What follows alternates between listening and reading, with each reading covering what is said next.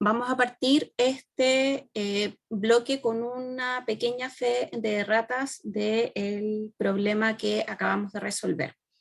Les recuerdo que el problema que estábamos viendo era el siguiente. Estoy jurando que estoy compartiendo.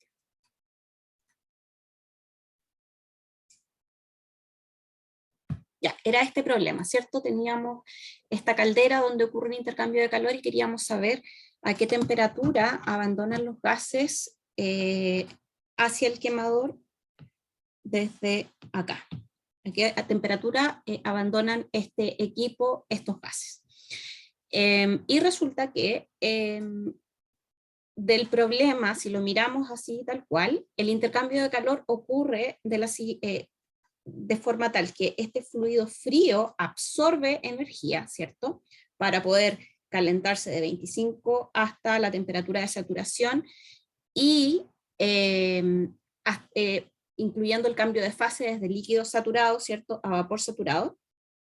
Y para ello utiliza la energía que le entrega este gas que está a 500 grados Celsius y tiene que salir a una cierta temperatura. Claramente, considerando que el fluido frío se calienta, el fluido caliente tiene que enfriarse y por lo tanto, esta temperatura tiene que ser necesariamente menor a 500 grados Celsius, ¿ya? Y mayor a la temperatura de salida de este gas, porque si no llegaría a un equilibrio térmico y en realidad el intercambio de calor no se llevaría a cabo. Entonces la temperatura tiene que ser mayor a 151, que era lo que habíamos visto por acá, 151,8 y menor a 500, que es la temperatura de entrada. Y entonces habíamos visto el paso a paso para poder hacer este cálculo, el cual estaba correcto, salvo por este valor que está acá. Cuando yo hice el cálculo, multipliqué por 10 elevado a 3, en vez de dividir por 10 elevado a 3. Y ahí estuvo todo el problema, y en realidad la entalpía, ¿cierto? La entalpía de salida, esos 2747,5 kJ partido en kilogramos, son en realidad iguales a 4,95 por 10 elevado a 1, o, déjenme, 49,455.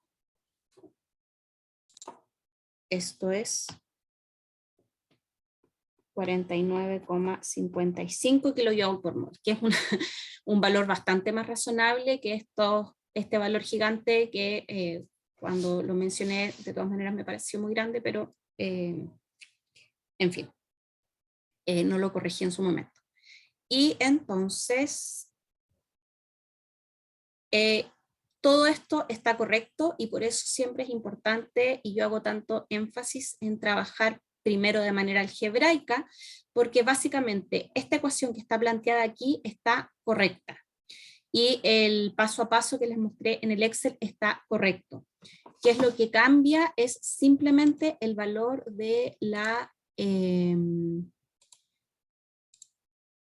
este valor, el valor de la entalpía del agua a la salida. ¿Ya? Y eso era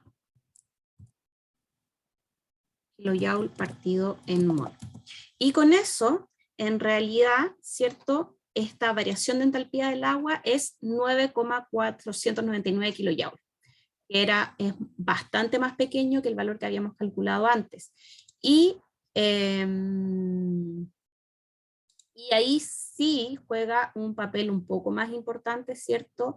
Estas constantes asociadas a estos gases. Este Na, el N por este coeficiente A, B, C o D por las temperaturas de referencia, y recuerden que para el A era solamente por T, para el B era T cuadrado, para el C T cubo y para el D T a la cuarta. Y con eso, entonces, el lado derecho de la ecuación, que era el lado donde estaban las constantes, es 12,18, que es un valor mucho más fácil de mirar por el solver. Y qué es lo que uno hace aquí en la celda objetivo, va a datos, solver, Y aquí aparece establecer objetivo. Quiero que mi celda objetivo, que era el lado izquierdo de mi ecuación, ¿cierto?, tenga exactamente el mismo valor que el lado derecho, y entonces 12,1883 aproximado, y cambiando los valores de la temperatura final. ¿Ya?